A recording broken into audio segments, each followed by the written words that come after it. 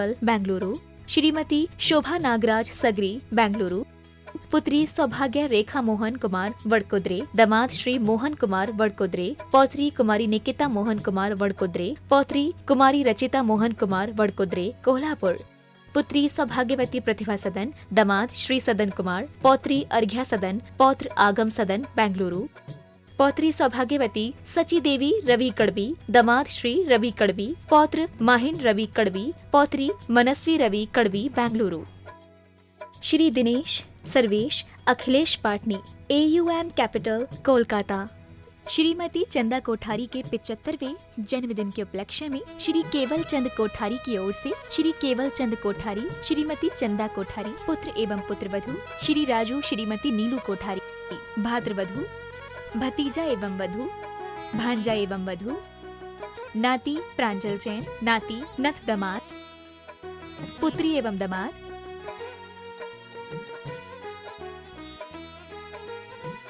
पुत्री एवं दामाद, बहनोता, नाती एवं बहू, नातिन,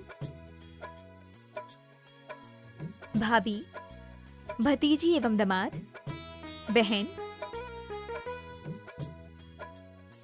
स्वर्गीय श्री सुरेश चंद जी जैन की स्मृति में धर्मपत्नी राजबाला जैन, पुत्र राजीव जैन, मनोज जैन, पुत्रवधू निधि जैन, लविका जैन, पौत्र सुवंश जैन, हर्षित जैन, पौत्री वंशिका जैन, मेघा जैन, योजना Bihar, Delhi 110092। Firm classic international SR paper palace.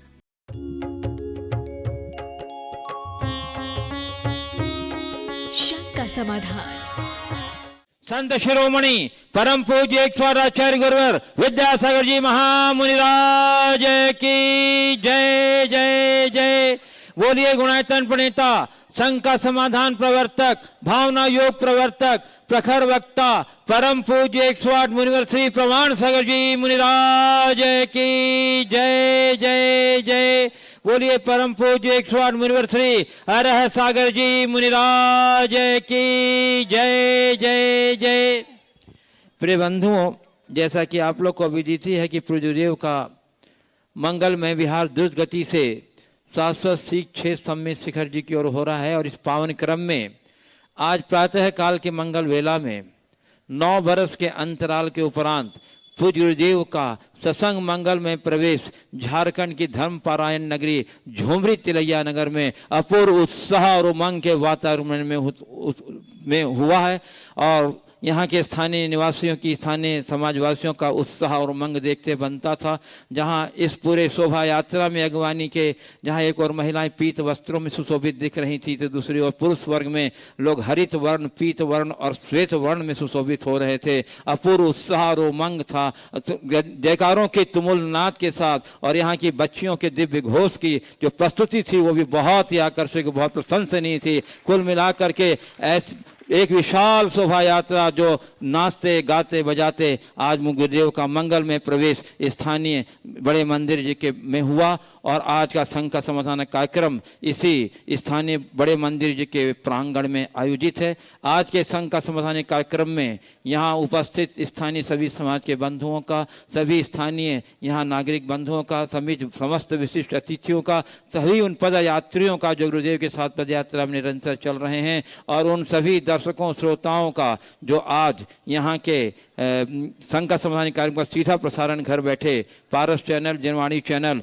एवं प्रमाणिक ऐप के माध्यम से देख सुन आनंद दे रहे हैं, उन सबों का मैं ये महापद यात्रा पुण्यार्जक परिवार श्रीमती चिंतामणि सवाई लाल जैन कन्नौज मुंबई परिवार एवं पद यात्रा संघ की ओर से और झुमरी तिलैया के समस्त समाज की ओर से हार्दिक हार्दिक अभिनंदन करता हूं। मैं आपको लिए चलूं संघ का समाधान की ओर। इसके पूर्व हम सभी मिलकर पूज्य को चरण कमलों में त्रिवार नमोस्तु निवेदित करते हुए उनके मंगल में आशीर्वाद से अपने को अभिषेक करके याद करेंगे।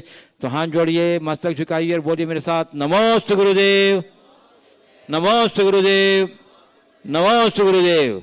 बोलिए मुनिवर श्री प्रमाण सागर जी महाराज की जय, मुनिवर श्री रह सागर जी महाराज की। बंधुओं, झुमरी तिलैया प्रवेश के पूर्व पूज्य गुरुदेव ने अपने मंगल में उद्बोधन में स्थानीय गौशाला के लिए लोगों को सहयोग देने की प्रेरणा दी थी। मुझे अत्यंत प्रसन्नता है कि गुरुदेव की प्रेरणा से प्रेरित होकर कई लोगों ने अपनी स्वीकृतियाँ दी हैं। मैं अवश्य उनके नाम का उल्लेख करूंगा और आपसे अपेक्षा रखूंगा कि आप उनकी उदारता और भावना का सम्मान तालियों की अनुमोदना के साथ करेंगे। सर्वप्रथम सागर निवासी गुणायतन संरक्षक श्री जस्टिस श्री शुभम मोदी, जिन्होंने अपने 16 मई के जन्म दिवस के उपलक्ष्य में प्रतिवर्ष 5100 रुपये की राशि देने की स्वीकृति दी है, जोरदार अभिनंदन।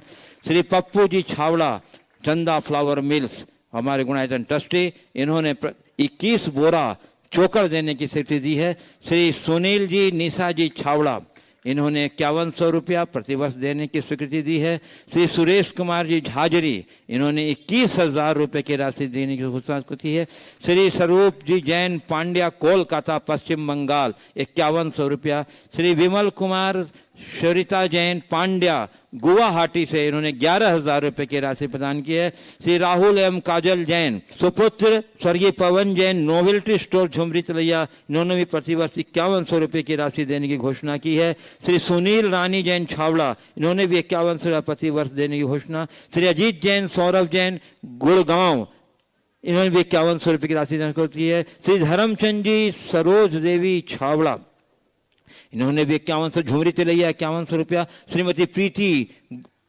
श्रीमती सरोज प्रीति सुरेंद्र गुवाहाटी, शिरोमणि संरक्षक गुणायतन, इन्होंने भी 5100 रुपये की राशि की घोषणा की है। श्री ललित ममता सिद्धार्थ अजमेरा, ये हजारीबाग, इन्होंने भी 5100 रुपये की राशि प्रतिवर्ष देने की घोषणा की है। और 5100 रुपया श्री लायसा जैन पांड्या गुरुग्राम, इन्होंने भी 5100 रुपये राशि देने की घोषणा की है। इन सभी उदारमनाओं का हम बहुत बहुत आभार व्यक्त करते हैं। और भी स्वीकृतियां हमारे पास आई है। श्री रूपचंद जी सुलोचना देवी पांड्या झुमरी चलैया, इन्होंने 11,000 रुपये की राशि। मंगलम परिवार के सदस्य 5100 रुपये की राशि। और श्री सुनील छावड़ा, मनोज सेठी, मुकेश सेठी, दिलीप गंगवाल, नरेश झाजरी, मनोज पांड्या, श्री गोपाल शरीफ सर्राफ, इन्होंने भी 5100 रुपये की राशि सब मिलाकर के देने की घोषणा की। सरोज कुमार अंकुर जैन पापड़ीवाल झुमरी चलैया, श्री ओम प्रकाश जी सेठी परिधान वालों ने भी 5100 रुपये की राशि घोषणा की है। और आप लोग अभी भी जैसा गुरुदेव की भावना है कि झुमरी तिलैया का समाज का एक घर भी ऐसा नहीं बचे जो इस गौशाला में अपनी सहयोग राशि न देगा। बंद हो।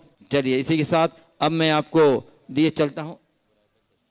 मैं आज अत्यंत प्रसन्नता है कि आज हमारे गुणायतन से ट्रस्टी के रूप में नवीन परिवार के सदस्य के रूप में जुड़े हैं स्थानीय श्री सुशील जी और सुमित छावड़ा, पूर्व अध्यक्ष जो हमारे हैं, और आज गुणायतन के साथ जुड़ करके ट्रस्टी के रूप में उन्होंने एक प्रकार से अपना ट्रस्ट बना लिया है, अपने जीवन का ट्रस्ट सुरक्षित कर लिया है। जोरदार अभिनंदन कर लीजिए सुशील सुमित छावड़ा का।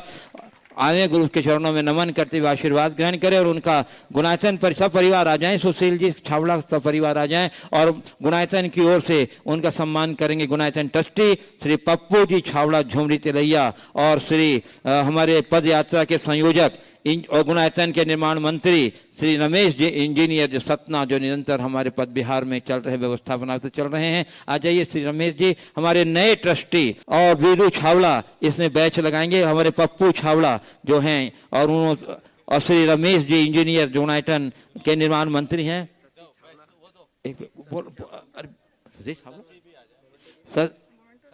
श्रीमती शशि सब परिवार आ जाइए, श्रीमती शशि छावड़ा भी आ जाएं सुशील जी के साथ, सुशील सुजीत सब परिवार जितने परिवार सदस्य हैं सभी आ जाएं बंधु। और आप अपने कर्तव्य ध्वनि से इस सम्मान में गरिमा बढ़ाने के लिए, उनका उत्साह वर्धन के लिए, लोगों को प्रेरणा के लिए जोरदार कर्तव्य अभिनंदन कर दिए तालियों के साथ।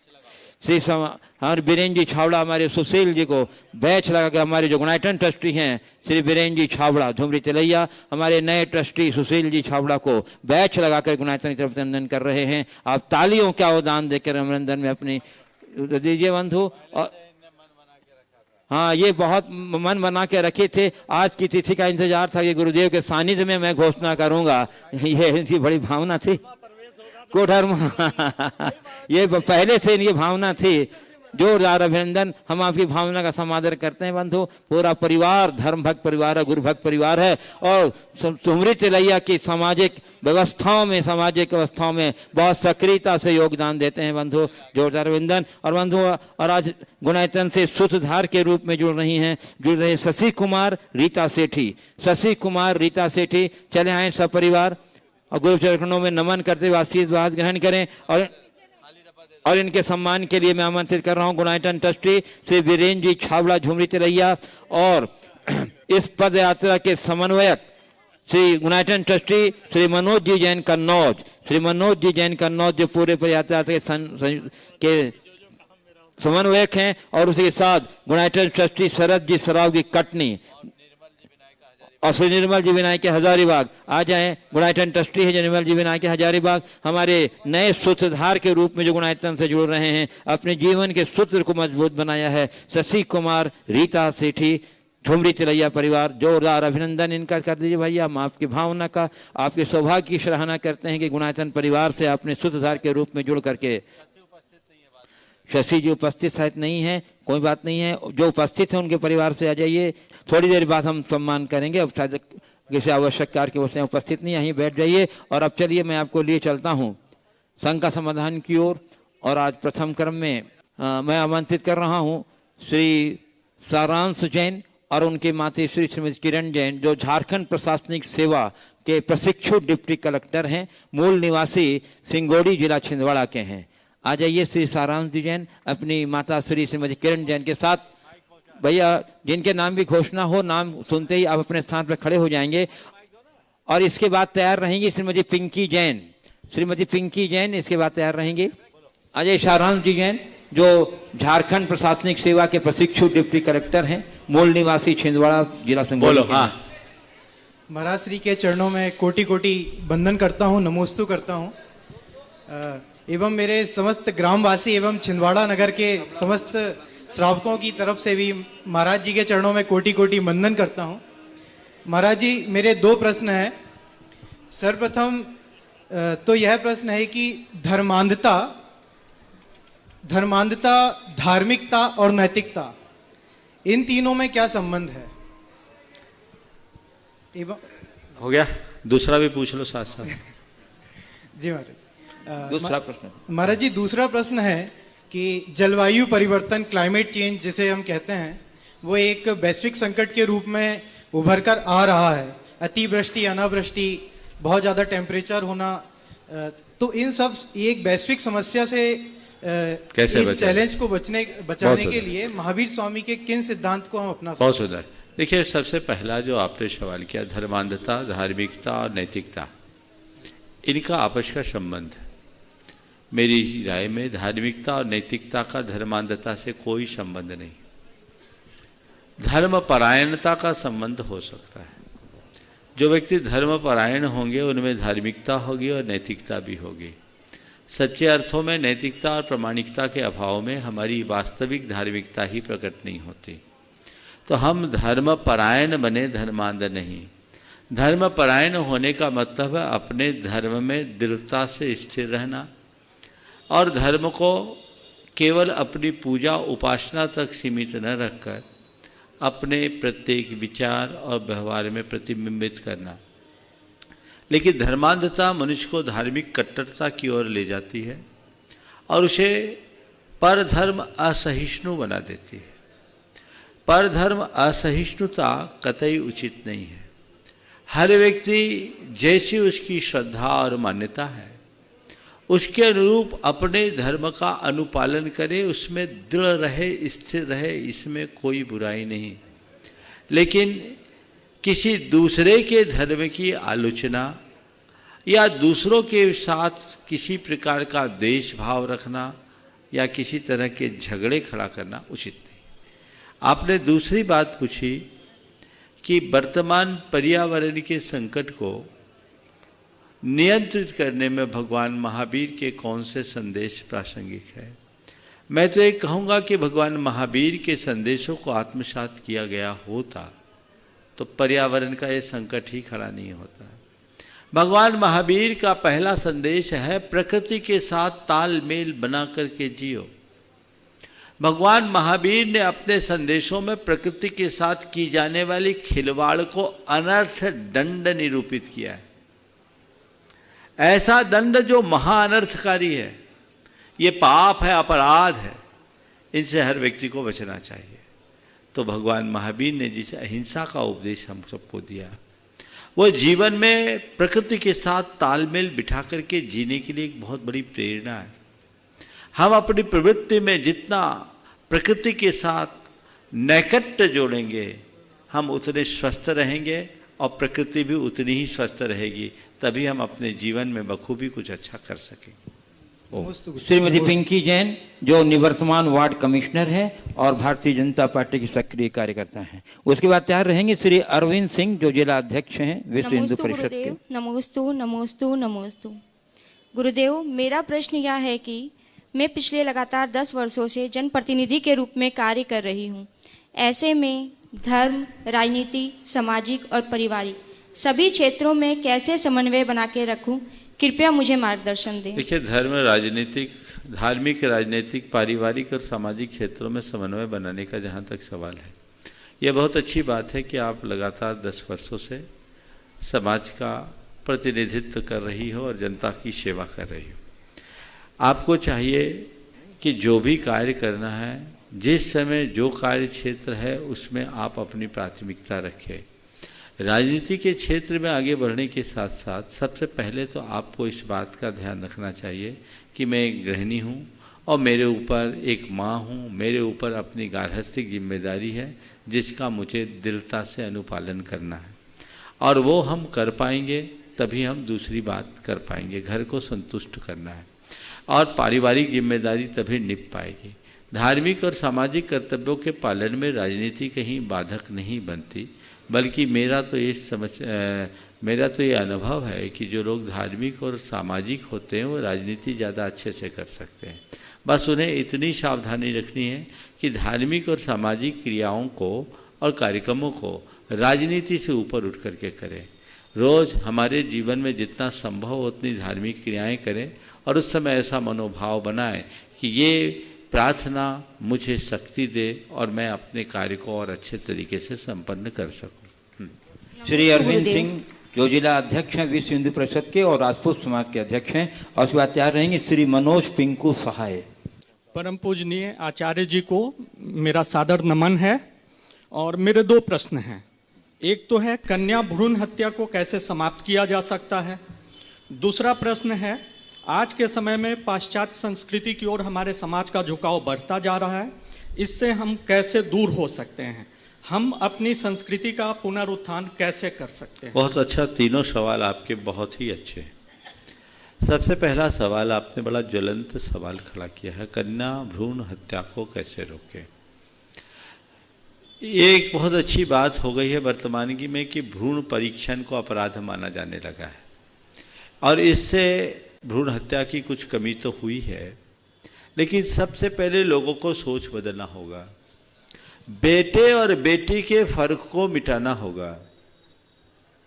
लोगों के हृदय में संवेदना होनी चाहिए। आज किसी को अगर बेटियां होती तो वो ऐसे मायूसी छा जाती जैसे कोई अपराध हो गया। अरे बेटी नहीं है, वो तुम्हारे घर की लक्ष्मी है, ऐसा क्यों नहीं सोचते हो। मानसिकता बदलने की जरूरत है। बेटी हो या बेटा, इसमें फर्क हमें जब तक समाज के मन में ऐसा फर्क रहेगा तब तक कन्याएं ऐसे ही असमय में काल कवलित होते रहेगी।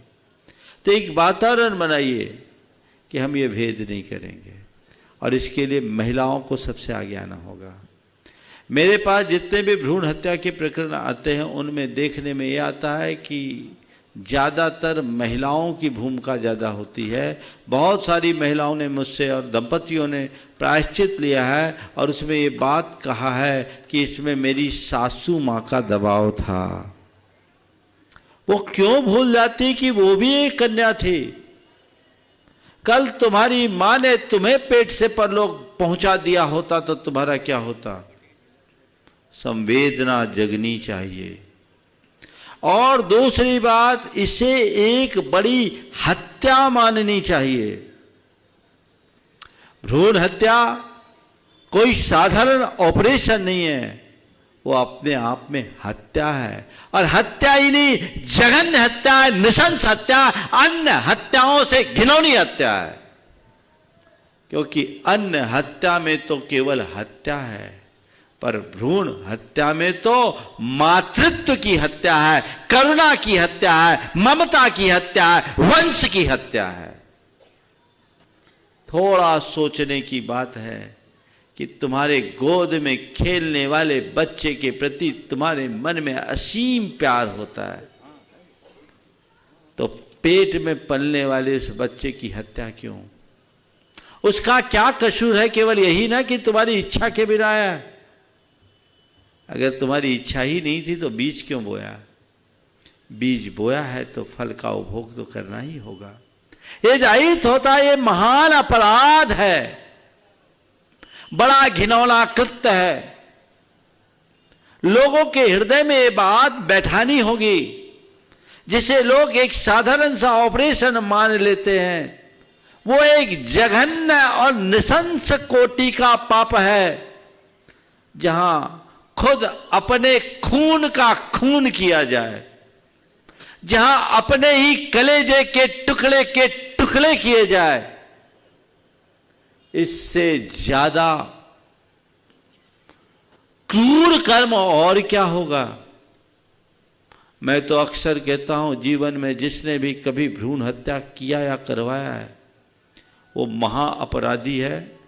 जब तक उसका प्रायश्चित नहीं कर ले तब तक वो सूतक ग्रस्त है। न तो उसे भगवान का अभिषेक करना चाहिए, न पात्र दान देना चाहिए। इतना बड़ा पाप है, इनसे बचिए। एक जागरूकता लोगों के मन में लाइए। मैं उदयपुर में था, देखिए घटनाएं कैसी होती है। चूंकि विषय आपने बहुत ज्वलंत छेड़ा है, हो सकता है आज बहुत लोगों को वंचित रहना पड़े। बहुत सारे अतिथि आज यहाँ आए हैं, पर देखता हूँ कितनों को इसका अवसर मिल सकता है। लेकिन ये बात जरूर हमें गहराई से समझनी चाहिए, आज भी भ्रूण हत्या का कृत्य हो रहा है। मैं उदयपुर में था, एक महिला आई, उसके साथ 17-18 साल का उसका बेटा था, और दर्शन करने के बाद अचानक रोने लगी। मैं उसे रोता देख के पूछा क्या बात है। उसने अपने बेटे को थोड़ी देर के लिए बाहर किया, मेरे साथ ब्रह्मचारी थे। बोले महाराज अभी जो बाहर गया ना वो मेरा बेटा था। महाराज जी मैं एक बहुत बड़े अपराध करते हुए बच गई, मैं आज उसका प्रायश्चित लेने के लिए आपके पास आई। बोले क्या? बोले मेरी 2 बेटियां थी, तीसरा बच्चा आ गया, जांच करवाई, बेटी बता दिया। सब लोगों ने मुझसे कहा कि अब तीसरी बेटी हो जाएगी, अबॉर्शन करा लो। महाराज जी मैं लोगों की प्रेरणा से प्रेरित होकर के अबॉर्शन कराने के लिए चले गई, पर जिस डॉक्टर के पास गई वो डॉक्टर बहुत ही मेरे लिए तो भगवान बन गया। उस डॉक्टर ने मुझे समझाया, लेडी डॉक्टर थी, उसने कहा कि इस तरह का कार्य मत करो, जो बच्चा आता है वो आने दो, नहीं तो तुम्हारे साथ और भी बहुत सारी समस्याएं हो सकती। अभी ये है कि वो बच्ची है पेट में, और डॉक्टर के समझाने से उसने अपना विचार बदल दिया और बच्चे को 9 वहाँ पेट में रखकर जन्म दिया। उस पल वो आश्चर्यचकित रह गई जब उसको बेटा हुआ। उस पल वो आश्चर्यचकित रह गई जो बेटा हुआ, और उसने कहा महाराज जी ये मेरा बेटा असाधारण प्रतिभावान है। महाराज जी पहले अटेम्प्ट में 12th करते हुए इसने IIT पास किया और अभी बॉम्बे IIT में इसका सिलेक्शन हो गया। मैं सोचती हूँ मुझसे कितना बड़ा अपराध हो जाता, मैं बच गई। ऐसे कई प्रकरण हैं, कई लोगों ने मुझसे कहा, कई लोगों ने इसी शंका समाधान में अपनी आप बीती प्रकट की है। तो एक जागरूकता चाहिए, सभी सामाजिक धार्मिक संगठनों को इस तरह का जागरूकता का संदेश फैलाना चाहिए। इसे बेटी और बेटे के फर्क को भूलिए, इसे एक हिंसा मानिए, इसे एक क्रूर कर्म मानिए और इससे बचिए। आपसे किसी की भी हिंसा हो सकती है, इसलिए इससे बचना चाहिए। भ्रूण हत्या से बचने का मैं समझता हूँ यही ठोस उपाय होगा, और तब हम आगे बढ़ पाएंगे। और आज तो लड़कियां पढ़ लिख करके बहुत उच्च स्थान पा रही है, उन्हें इस दिशा में जागरूकता का एक शंखनाद करना चाहिए, ताकि इस तरह की कुरीति से समाज को बचाया जा सके। दूसरी बात, पाश्चात्य सभ्यता के अंधानुकरण से और अपने संस्कृति के गौरव को बढ़ाने की बात आपने पूछी है। ये कैसे हो? इसका बड़ा सीधा सा उपाय है और एक ही उपाय है, वो है सांस्कृतिक निष्ठा का जागरण। सबसे बड़ी आज के समय में यदि क्षति हुई है तो वो हमारी निष्ठा की क्षति हुई है। पाश्चात्य परंपरा का अनुकरण मैं उतना खतरनाक नहीं मानता जितना कि अपनी संस्कृति के प्रति निष्ठा की क्षीणता है। लोगों की सांस्कृतिक निष्ठा दिनों दिन क्षीण समाप्त सी होते जा रही है और उसके परिणाम भयानक हो रहे हैं।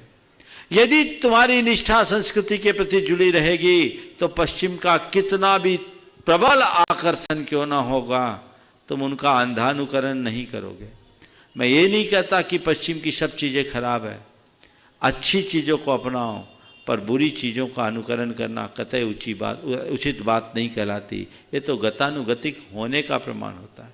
अच्छी चीज़ों को अपनाना चाहिए, तब हम अपने आप को अच्छा कर सकेंगे और तभी अपने देश का गौरव बढ़ा सकेंगे। आज हम बात करते हैं भारत की, लेकिन सारा झुकाव हमारा पश्चिम की तरफ होता है। किसी भी युवक की टी शर्ट पर आपको भारत लिखा हुआ या इंडिया लिखा हुआ नहीं दिखेगा, लेकिन London, New York, USA, US Polo या मैनचेस्टर लिखे हुए टी शर्ट आपको आम दिनों में मिल जाएंगे। उसको पहन के शान समझते हैं। ये हमारे पढ़े लिखे हिंदुस्तानियों की मानसिकता का द्योतक है। ये क्या है? इसका मतलब है तुमने अपनी संस्कृति की निष्ठा ही खो दी। मैं तुमसे पूछता हूं, किसी दूसरे का नाम लिखा हुआ टी शर्ट तुम्हें कोई पहनाए और 1000-2000 रुपया भी दे कि मेरे नाम की टी शर्ट पहन करके घूमो, पहनना पसंद करोगे? बोलो। तो ऐसे टी शर्ट पैसा देके क्यों खरीदते हो? ये बिगड़ी हुई मानसिकता है और वर्तमान शिक्षा पद्धति भी इसमें एक बहुत बड़ा स्थान रखती है, बहुत बड़ी भूमिका है। इसे बदलना होगा। सांस्कृतिक निष्ठा जगानी होगी। हर व्यक्ति के भीतर में भारत और भारतीयता के प्रति गौरव जगाना होगा और जब ये गौरव जगेगा तभी हम अपनी संस्कृति का पुनरुत्थान कर सकेंगे और देश का विकास। श्री मनोज पिंकू सहाय जो कांग्रेस पार्टी के जिला अध्यक्ष हैं झुमरी तिलैया के, और उनके बाद तैयार रहेंगे श्री नीतीश जी चंद्रवंशी। अब सबसे निवेदन है, अगर एक ही सवाल करेंगे तो औरों को भी मौका मिलेगा। हाँ। महाराज के चरणों में संपूर्ण जिला कोडरमा एवं पूरे परिवार की ओर से कोटि कोटि नमन करता हूं और आपका आशीर्वाद हम सब पर बना रहे, यही आपसे प्रार्थना है।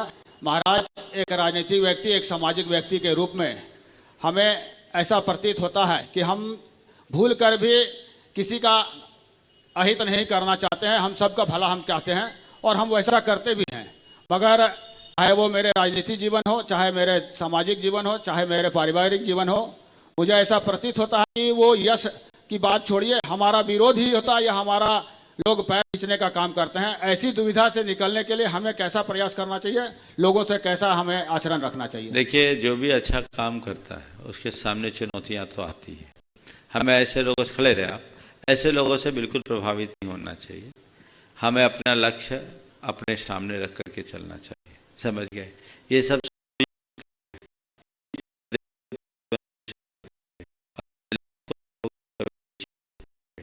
होगा ही, हमें आगे देखना चाहिए। आपने गाड़ी चलाई होगी, गाड़ी चलाते होगे, चलाते हो कि नहीं चलाते? गाड़ी चलाते समय धुआं की तरफ देखते हैं कि गाड़ी की गति की तरफ देखते? गति के आगे देखता हूं। तो बस एक ही बात को अपने जीवन का अंग बना लो। गाड़ी जितनी तेज चलेगी धुआं उतना तीव्र उठेगा। गाड़ी जितनी तेज चलेगी धुआं उतना तीव्र उठेगा। हमें गाड़ी की गति को संभालना है और गंतव्य को देखना है, पीछे उठने वाले धुआं की तरफ झांकना भी नहीं। बहुत बहुत धन्यवाद, आपका आशीर्वाद बना रहे। श्री नीतीश जी चंद्रवंशी जो कोडरमा जिला भारतीय जनता पार्टी के अध्यक्ष हैं, और उसके बाद तैयार रहेंगे श्री महेश दारूका। गुरुवर, कोटि कोटि चरण स्पर्श। मैं राजनीतिक क्षेत्र में ही हूं और हमेशा चाहता हूं मां भारती की सेवा के लिए जितना अधिक से अधिक मैं अपना एफर्ट्स दे सकूं। मन हमेशा चंचल रहता है, मन की स्थिरता के कुछ उपाय बताएं। बहुत अच्छा सवाल है। ये सवाल आपका नहीं, सबका है। सबका मन चंचल है और मन की चंचलता को नियंत्रित करने के लिए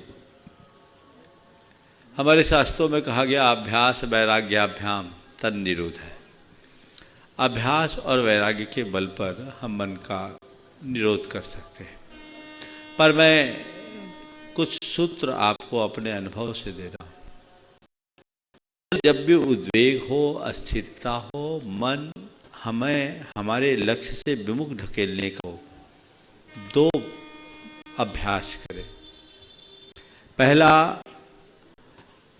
प्रवाह परिवर्तन और दूसरा सम्यक दिशा दर्शन। प्रवाह परिवर्तन यानी आप अपने मन के डायरेक्शन को चेंज करने लगे।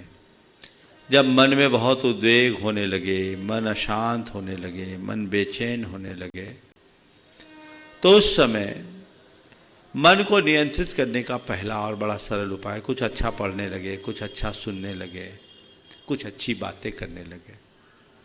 जिन्हें आपने अपने गुरु के रूप में स्वीकार किया है, उनके कुछ सूत्र वाक्य अपने सामने रखें जो आपके जीवन का ब्रह्म वाक्य बने। जिस ग्रंथ के प्रति आपकी श्रद्धा है, उसके किसी एक दो वाक्यों को आप अपने सामने रखें जो आपके मन को प्रेरणा देगा और वह वही भूमिका रखेगा जैसे उफनते दूध में कोई पानी की धार डालता है, दूध का उफान ठंडा पड़ जाता है। वैसे ही मन में अगर उफान है और दो वाक्य हमने अपने मन को दे दिए, मन का उफान शांत होगा। तो ये है प्रवाह परिवर्तन, डायरेक्शन चेंज कीजिए। दूसरा उपाय है सम्यक दिशा दर्शन। मन को हम सही मोटिवेशन दें। वो मोटिवेशन हम सेल्फ मोटिवेशन भी दे सकते हैं। आजकल ऑटो सजेशन एक बहुत अच्छा प्रयोग है। कल भावना योग प्रातःकाल जब होगा तब मैं आप लोगों को उसके बारे में विस्तार से बताऊंगा भी। तो ये आप सेल्फ मोटिवेशन दें, अपने मन को अपने द्वारा कोई अच्छी समझाइश दें और ये कहें कि नहीं, ये मेरे लक्ष्य के विरुद्ध है, ये मेरे जीवन के हित के विरुद्ध है, इसमें मेरा वैयक्तिक हित प्रभावित होता है, इससे मेरा पारिवारिक हित प्रभावित होता है, ये मेरी छवि को धूमिल करने वाला, इसमें किसी का हित नहीं है, लोगों का हित है। ये चीज़ें जब हम विचार करते हैं और मन को ठीक तरीके से समझाइश देना शुरू करते हैं तो उस मोटिवेशन से मन शांत होता है। तो ये दोनों आलम्बन यदि व्यक्ति अपना ले तो उसका जीवन धन्य हो जाए। श्री महेश दारू जो अग्रवाल समाज के पूर्व अध्यक्ष हैं, रोटरी क्लब से भी पूर्व अध्यक्ष हैं, गौशाला से जुड़े हैं और उसके बाद तैयार रहेंगे श्री सरदार हरभजन सिंह जी। महाराज श्री के श्री चरणों में मेरा सारा वंदन है, नमन है। बहुत दिनों से उत्सुकता थी महाराज श्री आपके दर्शन करने के लिए। टीवी पे आपके कार्यक्रम देखता था, अपने मित्र सुरेश से बोलता भी था कि कभी मौका मिला तो ज़रूर दर्शन करूंगा। आज ये सौभाग्य मिला है हमारा। महाराज श्री, मेरा प्रश्न और शंका कुछ ऐसी है कि जीवन के उत्तरार्ध में जब उम्र 60 साल के ज़्यादा हो जाती है तो काफ़ी संवेदनशील हो जाता है मन। ऐसे में जब कुछ अप्रिय घटना आसपास घट जाती है तो उस समय काफ़ी नकारात्मक भाव मन में आते हैं। हाल में ही हमारा एक मित्र 2 हफ्ते पहले अचानक गुजर गया, हमें छोड़ के चला गया। काफ़ी व्यथा लगी, मन में काफ़ी चोट पहुंची। धीरे धीरे हालांकि स्थिति सामान्य हो गई। मेरा प्रश्न यह है महाराज श्री कि इस अवधि में जो कभी कुछ दिनों की और कभी कभी कुछ हफ्तों की हो जाती है, ऐसे में जब मन में निराशा और नकारात्मकता की भावना आती है, उस समय हम कैसे अपने आप को ऊर्जावान बनाए रखें और मन को फिर से शांत चित्त की स्थिति में लाएं, इस पर कृपया कुछ मार्गदर्शन दीजिए। बहुत ही अच्छा सवाल आपने किया। मन में जब नकारात्मकता निराशा की स्थिति आने लगे तो उस घड़ी में अपने मन को शांत और स्थिर हम कैसे बनाएं। आपने भले ही एक उम्र पार कर जाने के बाद की बात की है, पर मैं समझता हूँ ये बीमारी आज हर उम्र में हावी हो गई, कहीं अधिक कहीं कम। आज 8 साल के बच्चे को भी हमने सुसाइड का अटेम्प्ट करते देखा है, 60 वाले तो करते ही हैं। तो ये चीज़ें हैं इसके लिए क्या करें? व्यक्ति को प्रारंभ से कुछ आध्यात्मिक प्रशिक्षण मिलना चाहिए। यदि आध्यात्मिक प्रशिक्षण मिलता रहे तो जीवन में बड़ा बदलाव आएगा। जिन लोगों के अंदर निराशा और नकारात्मकता बढ़ रही है, उन्हें 4 उपाय करने चाहिए। सबसे पहले ऐसे व्यक्तियों के जीवन चरित्र को पढ़ना चाहिए जिन्होंने अपने आत्मविश्वास के बल पर कड़े मेहनत और संघर्ष से शिखर का स्पर्श किया है, शिखर को छुआ है, जीवन को नई ऊंचाइयां दी।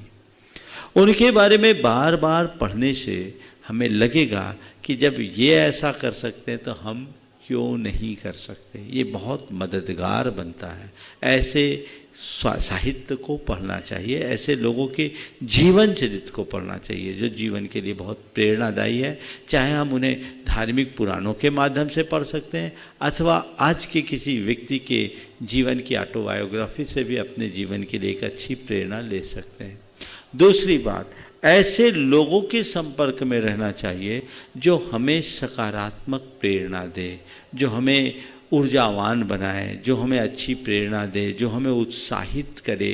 प्रेरणा और प्रोत्साहित करने वाले लोगों से संपर्क बनाना चाहिए। तीसरी बात, ऐसे लोगों से सुरक्षित दूरी रखना चाहिए जो हमें नकारात्मक बात करते हों, जो हमारे मन के उत्साह को ठंडा करते हों, जो हमारे लक्ष्य से हमें विमुख करते हों। उन लोगों से सुरक्षित दूरी बना करके चलना चाहिए। और चौथी बात, हमेशा एक तत्व को अपने सामने रखना चाहिए कि जीवन में सुख दुख, जीवन मरण, संयोग वियोग सब विधि के हाथ है। अच्छा है वो भी बीत जाने वाला है, बुरा है वो भी बीत जाने वाला है। इतनी बात हर पल याद रखो, ये जीवन का मूल मंत्र है, तो फिर कहीं कठिनाई नहीं। श्री सरदार हरभजन सिंह जी जो पंजाबी समाज के सक्रिय सदस्य हैं, और उसके बाद तैयार रहेंगे श्री मुन्ना भदानी। सबसे पहले मैं मुनि महाराज जी के चरणों में जुमरी दिलिया निवासी और यहाँ के सिख समाज के, जैन समाज के सभी समाज की तरफ से आपको कोटि कोटि प्रणाम करता हूँ। हमारा पहले भी मैं महाराज जी को बोल चुका हूँ कि सिख समाज जैन समाज का हमेशा ही ऋणी रहेगा, क्योंकि टोडरमल जी ने जो कार्य किया है गुरुओं के बच्चों के लिए, इसीलिए जैन समाज का हमारे गुरु भी और सिख समाज भी हमेशा ऋणी हैं, ऋणी रहेंगे।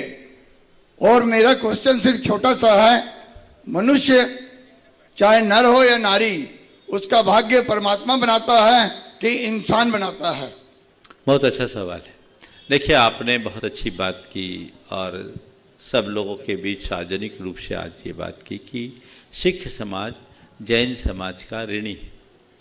ये तो आप लोगों की कृतज्ञता है कि आप जैन समाज के प्रति अपनी कृतज्ञता प्रकट कर रहे हैं और आप अपने आप को जैन समाज का ऋणी मान रहे हैं। लेकिन जैन समाज के अतीत के इतिहास को पलट कर देखें तो जैन समाज ने हमेशा राष्ट्र के संकट को अपना संकट माना है और बढ़ चढ़ करके योगदान दिया है।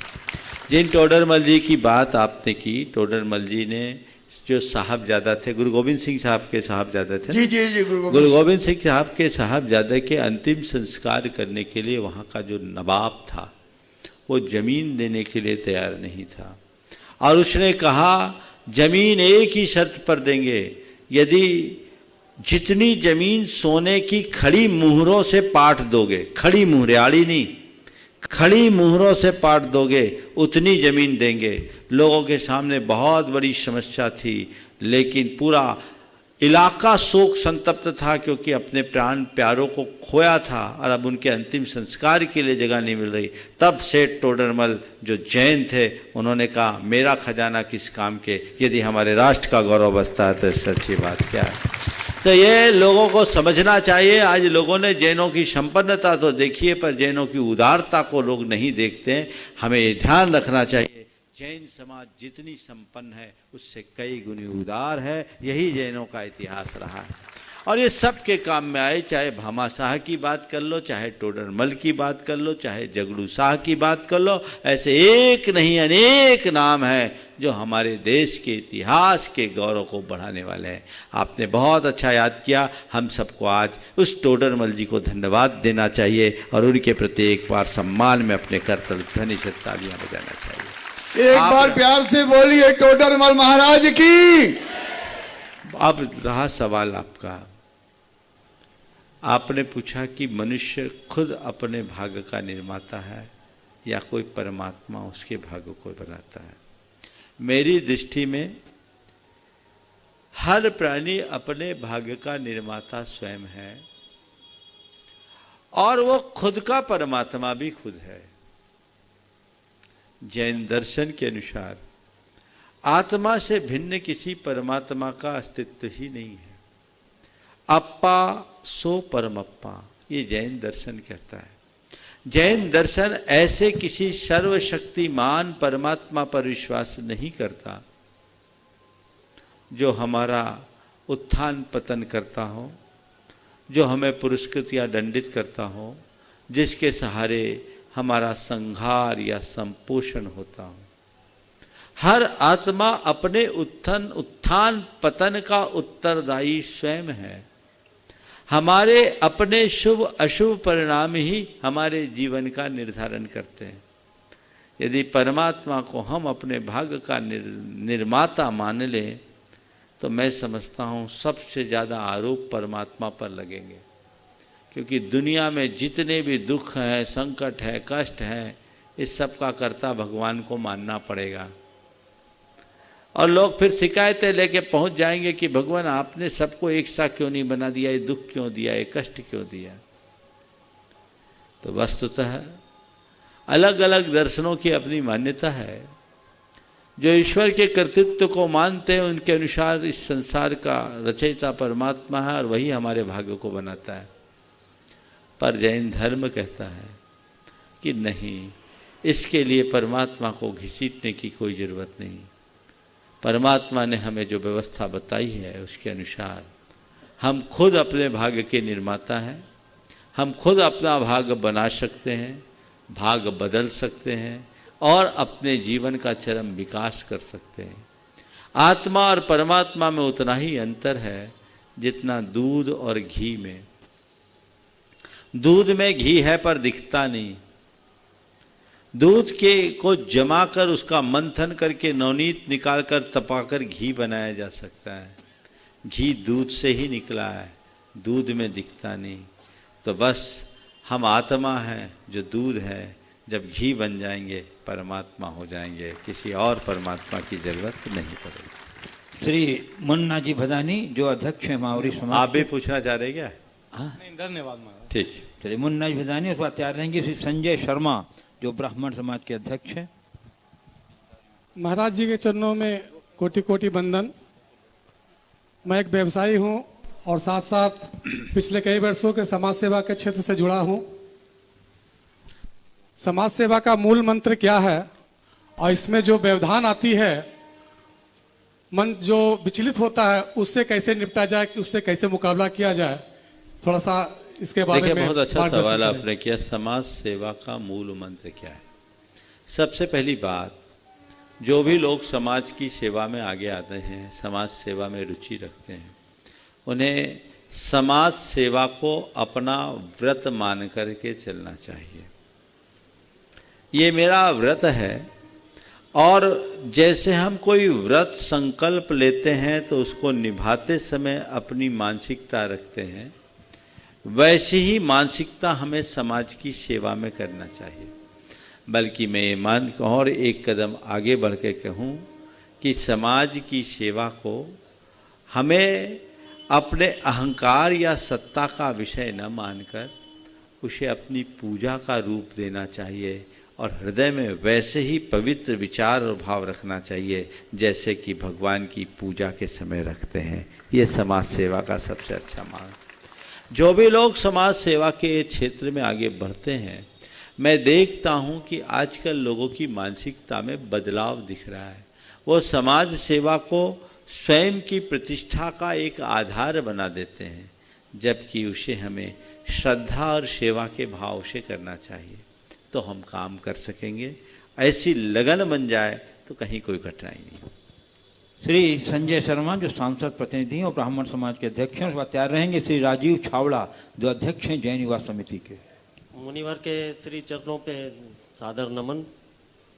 मेरा प्रश्न है मुनिवर की सामाजिक कार्य करते करते पारिवारिक जो एक धर्म है उसमें कहीं ना कहीं कोई त्रुटि रह जाती है और व्यक्ति उसी द्वंद्व में फंसा हुआ रहता है कि वो सामाजिक कार्य को पूर्ण रूप से करे या फिर पारिवारिक रूप को पूर्ण करे।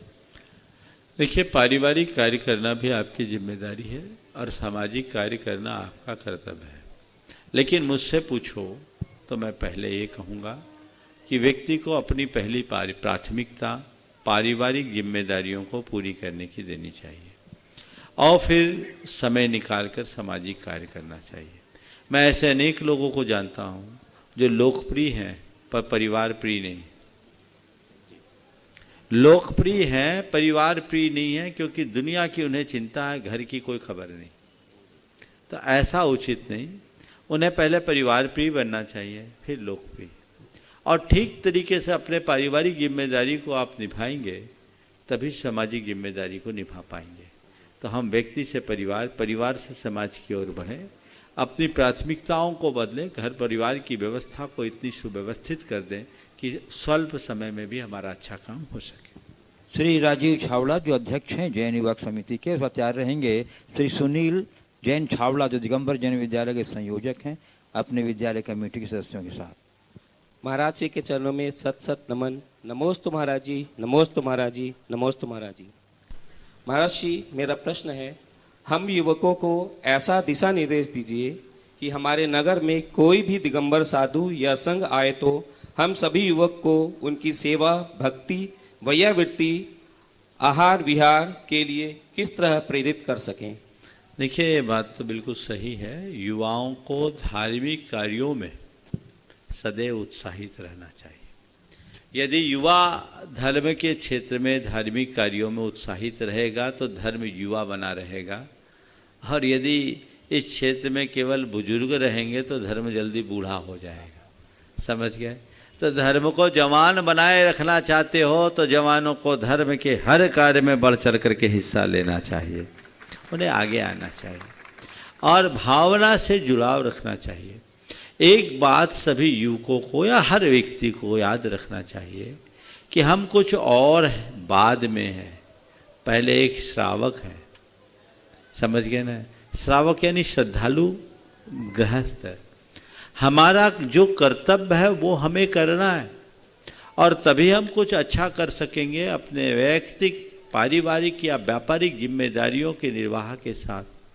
धर्म की प्रभावना के लिए हमें यथासंभव जितना अच्छा हो सके करना चाहिए।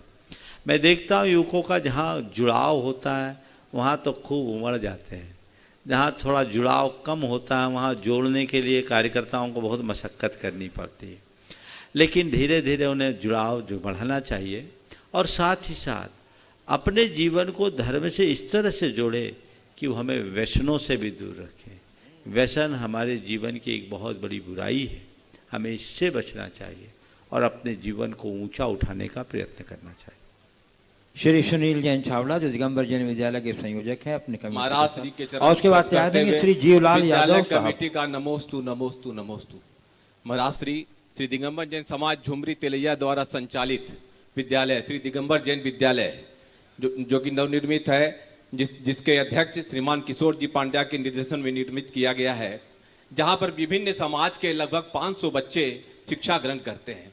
महाराज श्री, हमारी विद्यालय कमेटी का यह प्रश्न है कि शिक्षा के साथ साथ बच्चों में कैसे संस्कार डाले जाएं कि उनका फ्यूचर उज्जवलमय हो, ब्राइट हो। देखिए, बच्चों के अंदर संस्कार डालने के लिए 4 बातें कीजिए। कुछ ऐसे कार्यक्रम बनाइए आज के समय में जिसे हम नैतिक शिक्षा या एथिक्स के नाम से बताते हैं। उसमें 4 चीज़ें लोगों के हृदय में जगनी चाहिए। एक, संवेदनशीलता।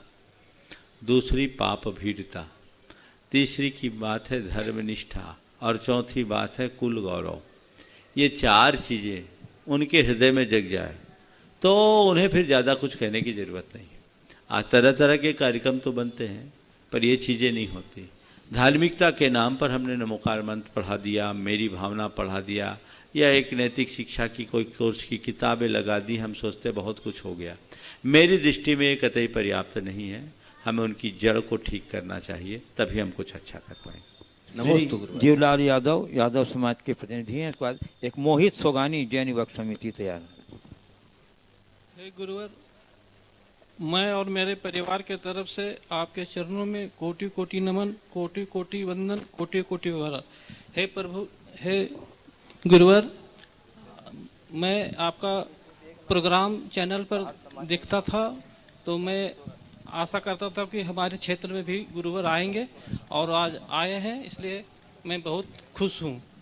हे गुरुवर, हम 20-25 वर्षों से पत्थर व्यवसाय से जुड़े हुए हैं, लेकिन बीच बीच में बड़ी बड़ी समस्या आती रहती है। कृपया इसका मार्गदर्शन। फिर से बोलिएगा, क्या क्या बोले आप लास्ट में? 20-25 वर्षों से हम पत्थर व्यवसाय से जुड़े हैं, लेकिन बीच बीच में बड़ी बड़ी समस्या आती रहती है। कृपया इसका मार्गदर्शन। देखिए, समस्याएं तो सबके जीवन में आती है। ये इन सबको अपने जीवन का हिस्सा मानो, और समस्या को देखने की जगह समाधान की रास्ता तलाशो, सब ठीक होगा। आगे श्री मोहित सोगानी, जैन युवक समिति। उसके बाद तैयार रहेंगे श्री कैलाश चौधरी, जो अग्रवाल समाज रोटरी क्लब गौशाला से संबद्ध। भगवान, आज जब भी कोई हमारी आलोचना कर देता है तो हम बड़ी ही हीन भावना का अनुभव करते हैं, और अथवा कोई तारीफ करता है तो बड़े फूल के गुप्पा हो जाते हैं, अहम भाव आ जाता है। भगवान, आज आप इतने शीर्ष पर हैं, लाखों करोड़ों लोग आपके फॉलोवर हैं, फिर भी आप इतने डाउन टू अर्थ कैसे हैं? हम ये मध्यस्थ भाव कैसे प्रकट करें? कृपया उचित मार्गदर्शन दीजिए। नमोस्तु गुरुदेव। देखिए, फॉलोवर हैं और डाउन टू अर्थ कैसे बने? देखो, पेड़ को देखा है, जो भी फलदार पेड़ होता है कैसा रहता है? अकड़ा हुआ कि झुका हुआ? झुका हुआ रहता है भगवान। ध्यान रखना, सच्चे अर्थों में विकास उसी का होता है जो जमीन से जुड़ा होता है। पेड़ जितना ऊपर उठता है, उसकी जड़ें उतनी गहराती है। व्यक्ति कितना भी बड़ा क्यों न बन जाए, उसे हर पल इस बात का एहसास होना चाहिए कि मेरी शुरुआत कहाँ से हुई। दो बातें तुम युवकों को मैं कहूँगा, अपने जीवन को विनम्र बनाए रखने के लिए दो चीज़ें याद रखो। सबसे पहली बात, अपने से जो बड़े हैं उनको अपने सामने रखो, अभिमान नहीं आएगा। और खुद की शुरुआत मैंने कहाँ से की उसे कभी भूलो मत। मैं तुम्हें बताता हूँ, दुनिया में बहुत ऐसे लोग हैं, मेरे संपर्क में ऐसे बहुत लोग हैं जो आज समृद्धि के शिखर पर बैठे हैं, अति सफलतम व्यक्तियों में गिने जाते हैं, लेकिन सरलता की प्रतिमूर्ति हैं, विनम्रता की मूर्ति हैं। मैं एक व्यक्ति का नाम तुमसे कह रहा हूँ जिसके बारे में तुमने भी सुना होगा, पढ़ा भी होगा। मैंने उनके बारे में पढ़ा। विश्वनाथ आनंद का नाम सुना? जी गुरुदेव। कौन है वो? शतरंज के खिलाड़ी है। आज के समय में एक बड़ी शख्सियत है ना। वो ट्रेन में यात्रा कर रहे थे, फर्स्ट क्लास में थे। एक बुजुर्ग दादाजी उनके कंपार्टमेंट पे आए, बातचीत हुई। दादाजी ने पूछा, बच्चा क्या करते हो? बोले, कुछ नहीं, शतरंज खेलता हूँ। अब क्या था, उनका प्रवचन शुरू हो गया। अरे बच्चा, तुम जैसा नौजवान खेल कूद में समय बर्बाद करता, अभी तो तुम्हारा व्यापार करने का समय है, तुम व्यापार किया करो, ये सब क्या करते हो? उसने चुपचाप अत्यंत विनम्रता से कहा, ठीक है दादाजी, आपने अच्छी सीख दी है और मैं आपकी बातों पर ध्यान रखूँगा। बातचीत पूरी हुई। उसके बाद दादाजी का स्टेशन आ गया, दादाजी जाने को हुए। उसने दादाजी का सामान उठाकर उन्हें गेट तक छोड़ा, लौट कर आया। उसका मित्र उनके साथ था। उसने कहा, हद हो गई, वो व्यक्ति इतना बोलता रहा और तुमने कुछ बोला नहीं, मुझे भी रोक दिया। तुम उसे बोले क्यों नहीं कि मैं अपना परिचय क्यों नहीं दिए? बोले, बुजुर्गों की बात काटना मेरे संस्कार के विरुद्ध है। ये विनम्रता। और आगे सुनो, बुजुर्गों की बात काटना मेरे संस्कार के विरुद्ध है, इसलिए मैंने कोई जवाब नहीं दिया। फिर बोला, ठीक, तुम जब जाने लगे तब अपना परिचय दे देते कि मैं विश्वनाथ आनंद हूं। बोले, नहीं, यदि मैं ऐसा करता तो उन्हें आत्मग्लानि होती, और मुझ जैसे युवा के लिए कोई बुजुर्ग शर्मिंदा हो ये मेरे लिए उचित नहीं है। ये सीखने की बात है। तो जिस व्यक्ति का व्यक्तित्व गहरा होता है उसके जीवन में ये सब चीजें अपने आप आने लगती है, और यही मनुष्य को ऊंचा उठाती है। इस तरह हमारी दृष्टि होनी चाहिए। श्री कैलाश जी चौधरी जो गढ़वाल समाज रोटरी क्लब गुरुसला संबंध हैं, और उसके बाद तैयार रहेंगे सुश्री लब्धि जैन छावड़ा और सुश्री जागृति छावड़ा। महाराज श्री आपके चरणों में प्रणाम निवेदित करता हूं। मैं कई सामाजिक संस्थाओं से जुड़ा हुआ हूं। सेवा करते हुए किन किन बातों का ध्यान रखना चाहिए कि नैतिक मूल्यों की जवाबदेही भी बनी रहे और सेवा समर्पण भी होता रहे। अभी थोड़ी देर पहले मैंने आपके प्रश्न के आशय का उत्तर दे दिया हूं, इसलिए समय को देखते हुए मैं इसका अभी विस्तार नहीं कर रहा हूं। हाँ, चलो सुश्री लब्धि छावड़ा और सुश्री जागृति छावड़ा। बंधुओं, आगामी 27 मार्च को पूज्य गुरुदेव का मंगलमय प्रवेश झारखंड की प्रसिद्ध नगरी हजारीबाग में होने जा रहा है। गुरुदेव के प्रवस्था का जन्मभूमि है। आप सभी उसमें सादर आमंत्रित हैं। और दिनांक 4 अप्रैल को पूज्य गुरुदेव का मंगलमय प्रवेश शाश्वत शिक्ष भूमि सम्मेद शिखर जी में होने जा रहा है, जिसके पावन साक्षी बनने पूरे देश और विदेश से लाखों की संख्या में लोग उपस्थित हो रहे हैं। श्री लब्धि छावड़ा और सुश्री जागृति छावड़ा। नमोस्तु महाराज जी।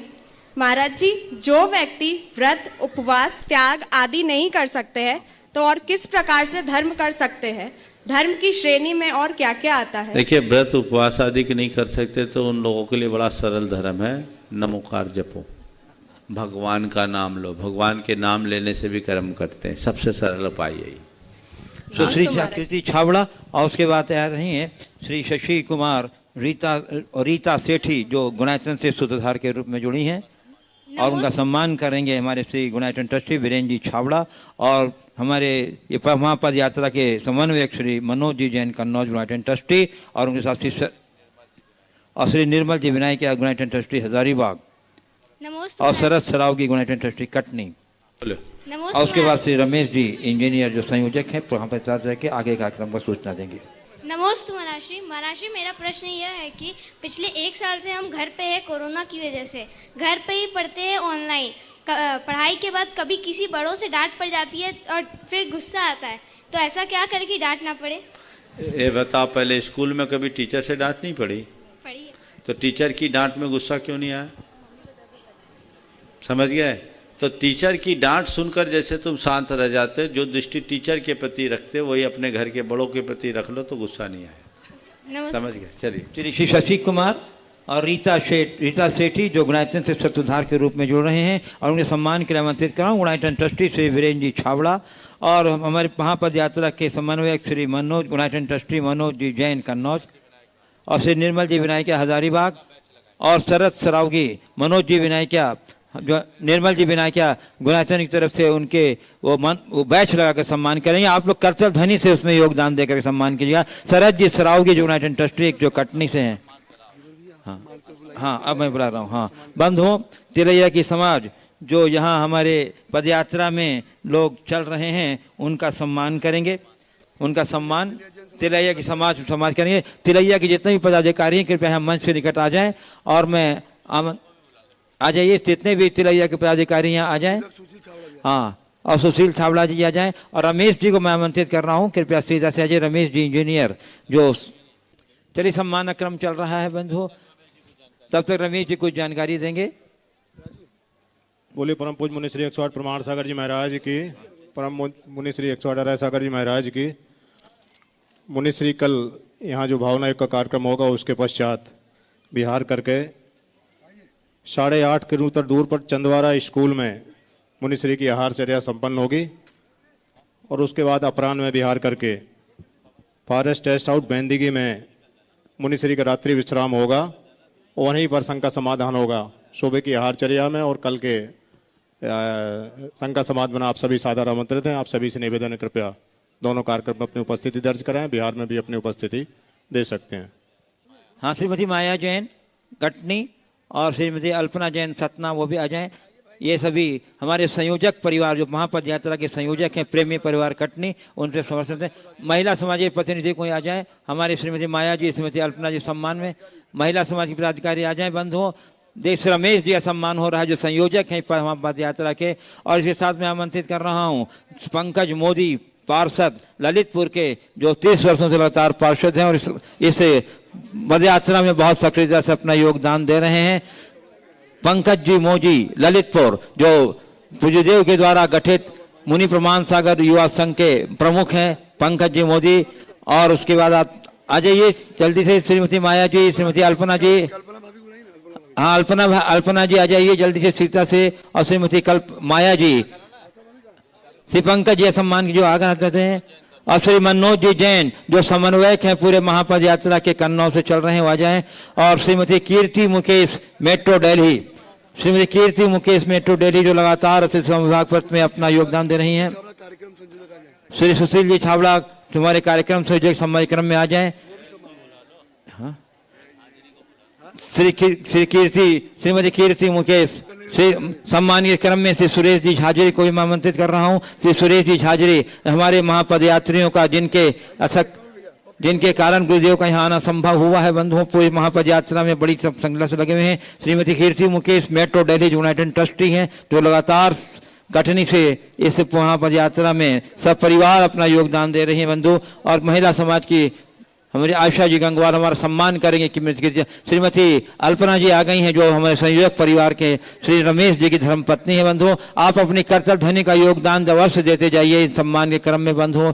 ये झुमरी तलैया समाज के लिए गौरव है कि ऐसे गुरु भक्त परिवार वालों को, ऐसे गुरुभक्तों को, श्रीमती अल्पना, श्रीमती कीर्ति मेट्रो दिल्ली, श्रीमती माया जी आ जाइए, श्रीमती अल्पना जी, श्रीमती माया जी और श्रीमती कीर्ति जैन दिल्ली, अंजू और श्रीमती अंजू जैन जो गुड़गांव, श्रीमती अंजू जैन गुड़गांव आ जाइए सभी। और इनका सम्मान महिला समाज की प्रतिनिधि कर रही हैं अरहन जैन बिट्टू, और सबसे पहले मुकेश मोदी जो पूरे पद यात्रा में हमारे पदयात्रियों के पूरे भोजन व्यवस्था में बहुत ही सुंदरता से योगदान दिया है, जिससे हमारे सभी पदयात्री बुलाए तो श्रीमती माया जैन, श्रीमती माया जैन आ जाइए। श्रीमती माया जैन जो संयोजक परिवार हमारे श्री प्रेमचंद जी प्रेमी कटने की धर्मपत्नी है, आ जाइए श्रीमती माया जी, उनका सम्मान करेंगे। हमारी श्रीमती आशा गंगवार सम्मान करेंगी श्रीमती माया जी का। और मुकेश मोदी का श्री मुकेश मोदी जो हमारे भोजन व्यवस्था से संबद्ध हैं, इनका सम्मान करेंगे। हमारे सुरेश जी झाजरी, श्री सुरेश जी झाजरी हमारा सम्मान करेंगे। श्री मुकेश जी मोदी का जिनकी व्यवस्था से सभी पदयात्री बड़े गदगद हैं, और उन्हें तो ऐसा लग रहा है कि हम कि पदयात्रा में नहीं कि विकास बारात में चल रहे हैं। जोरदार अभिनंदन। गुणायतन ट्रस्टी शरद सरावगी का सम्मान बंद हो। श्री गुणायतन ट्रस्टी शरद सरावगी आ जाए। 2100 श्रीमती गौशालाएं के लिए बहुत सारी स्वीकृतियां आई हैं, वो मैं कल लाइव में करूंगा स्वीकृति।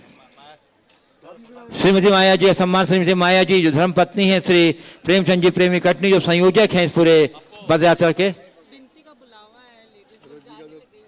विनती हाँ, सभी महिलाओं से निवेदन है प्लीज आप लोग बैठ जाइए।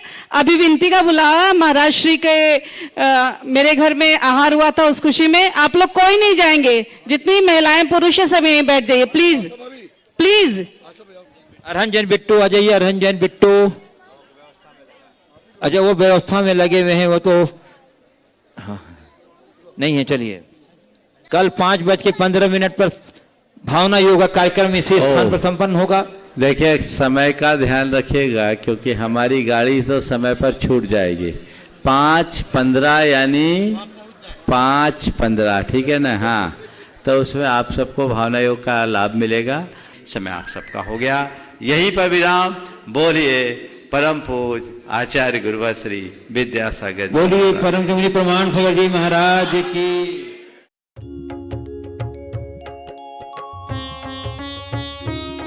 शक का समाधान। इस कार्यक्रम के पुण्यार्चक थे श्रीमान महावीर प्रसाद जी जैन सेठी, श्रीमती शकुंतला जी जैन सेठी, कोटा राजस्थान खतौली वाली। स्वर्गीय श्री नागराज सगरी स्मरणार्थ, Chinnas residency 32 Seshadri road, Ananda Rao circle, Bengaluru. Shrimati Shobha Nagaraj Sagari, Bengaluru. पुत्री सौभाग्य रेखा मोहन कुमार वडकोद्रे, दामाद श्री मोहन कुमार वडकोद्रे, पौत्री कुमारी निकिता मोहन कुमार वडकोद्रे, पौत्री कुमारी रचिता मोहन कुमार वडकोद्रे, कोल्हापुर। पुत्री सौभाग्यवती प्रतिभा सदन, दामाद श्री सदन कुमार, पौत्री अर्घ्या सदन, पौत्र आगम सदन, बेंगलुरु। पौत्री सौभाग्यवती सची देवी रवि कड़बी, दामाद श्री रवि कड़बी, पौत्र माहिन रवि कड़बी, पौत्री मनस्वी रवि कड़बी, बेंगलुरु। Shri Dinesh Sarvesh Akhilesh Patni, AUM capital, Kolkata. श्रीमती चंदा कोठारी के 75वें जन्मदिन के उपलक्ष्य में श्री केवल चंद कोठारी की ओर से श्री केवल चंद कोठारी, श्रीमती चंदा कोठारी, पुत्र एवं पुत्रवधू श्री राजू श्रीमती नीलू कोठारी, भाद्रवधू भतीजा एवं वधू, भांजा एवं वधू, नाती प्रांजल जैन, नाती नथ दमाद, पुत्री एवं दमाद,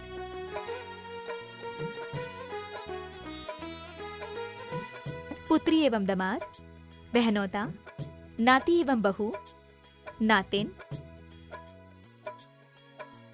भाभी, भतीजी एवं दमाद, बहन, स्वर्गीय श्री सुरेश चंद जी जैन की स्मृति में धर्मपत्नी राजबाला जैन, पुत्र राजीव जैन, मनोज जैन, पुत्रवधू निधि जैन, लविका जैन, पौत्र सुवंश जैन, हर्षित जैन, पौत्री वंशिका जैन, मेघा जैन, योजना Bihar, Delhi 110092। Firm classic international SR paper